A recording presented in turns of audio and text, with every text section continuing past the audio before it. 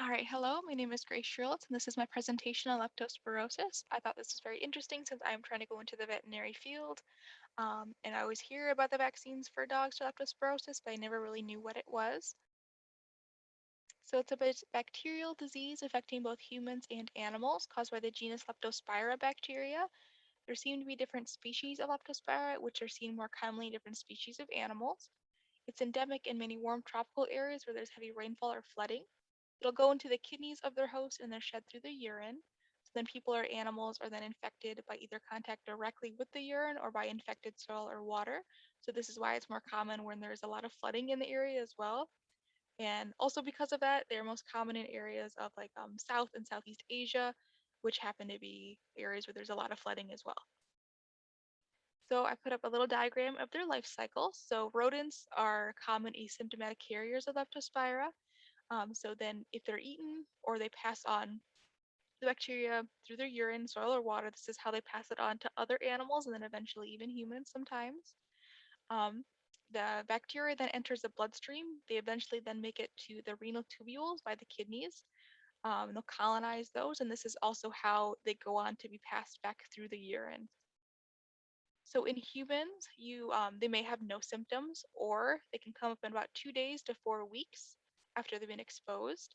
It's broken up into two phases. So in the first phase, there's an inflammatory immune system response, which leads to fever, chills, diarrhea, muscle aches, and vomiting. The person may recover, then become sick again later.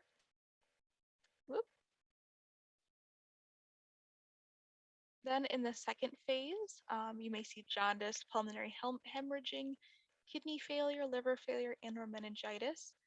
So in meningitis, the brain and spinal cord can become inflamed, which then can lead to brain damage. It can even cause death, and can cause coma or permanent disability as well.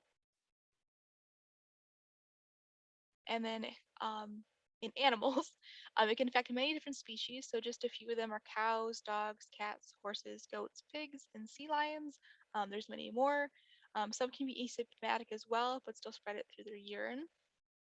And so it seems to affect animals and humans kind of similarly, where they have similar symptoms, so like fever, vomiting, diarrhea, jaundice, severe muscle aches, and pulmonary hemorrhaging. And these are the symptoms for dogs specifically. If treated, there's a 70 to 80% survival rate. They can also suffer from kidney and or liver failure, and in rare cases, they can also show meningitis. So for treatment and diagnosis, there can be a blood test, but this isn't usually opted for since showing the antibodies can show that they had it in the past, but they're not directly suffering from it. Um, at the same time, you could also look for increased white blood cell count, showing that the body's trying to kind of fight off the bacteria, decrease platelets, can't speak, and decrease red blood cell count. We can also look for high liver and kidney values since the bacteria are kind of going for the kidneys. In the urine test, we can look for dilute urine and certain proteins being present in the urine. The best way to probably test for this is through a DNA PCR test. So in this way, we can look for the actual bacteria of the leptospira so that we know that it's present in the animal or the human. This can be treated with antibiotics in a pill form or can be intravenous in case it's a more severe case. Even if treated, they may have permanent kidney or liver damage. In other serious cases, we can use things like dialysis or hydration therapy. And then if we use gloves or boots, if we're in a higher situation, we can help prevent this. So these are people who maybe work in sewage or in the veterinary field.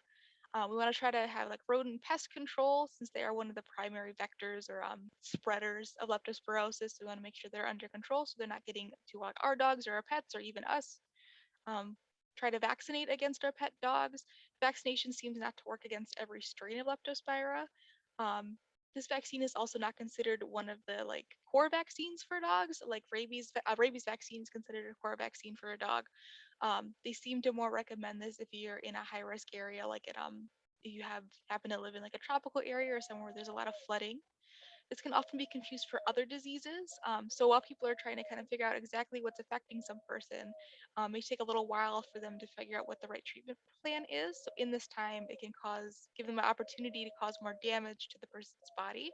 So we want to make sure that this is getting um, giving people more education on this so we can correctly identify when someone has leptospirosis and we can help them.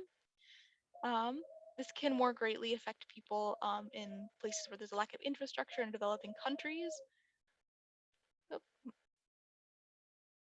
These places can have a lot of stray animals who can spread this onto other animals and people.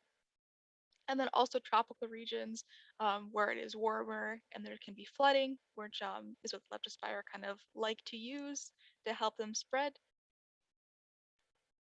And then I found this graph from Malaysia. So this is showing the number of leptospirosis cases in Malaysia from 2010 to 2016. And you can see the spike at 2014. They had a series of floods in 2014, which could be one of the reasons why leptospira was spread more in that year. And these are my references.